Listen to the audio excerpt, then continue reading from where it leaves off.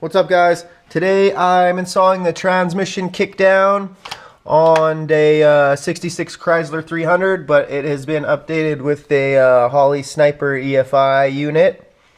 I did the install video already, and I did not have the actual proper piece here. It's a little like shaft that goes through the linkage for the transmission kickdown to actually fit onto, and they didn't come with anything or anything like that, so I had to figure out a way to do this. And what I figured out was I got the old original Carter carburetor that actually came with this car, but there was a different carburetor on this car, and the transmission kickdown was just never hooked up. I think they were just trying to switch the carb and it never worked or whatever. Anyways, so the transmission kickdown is on the linkage here.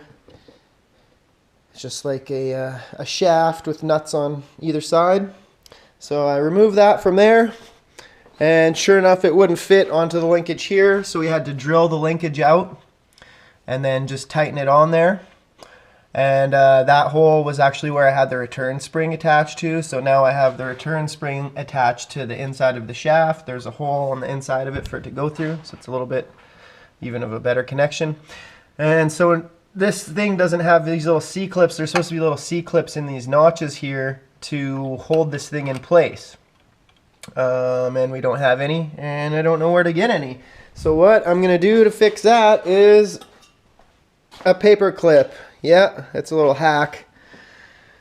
So you don't even have to bend it like that much. You just slide a regular paper clip on there with the small end on it, and then just kind of bend the end pieces. Just slide the paper clip on there and just bend it. So yeah, you just put the paper clip on there and just like fold the arms around it to make it kind of tight or in the groove, and boom, your transmission kickdown is on there. Now the rule for this old school transmission kickdown is with the throttle linkage moves an inch, you want the linkage to move an inch, and that will be an aggressive downshift. So we have it set for a little bit less than that. I only want it to downshift if you really put it to the boards. But this was working for me, so there's this little tip for you. A little hack on how to hook up your transmission downshift linkage. Yeah.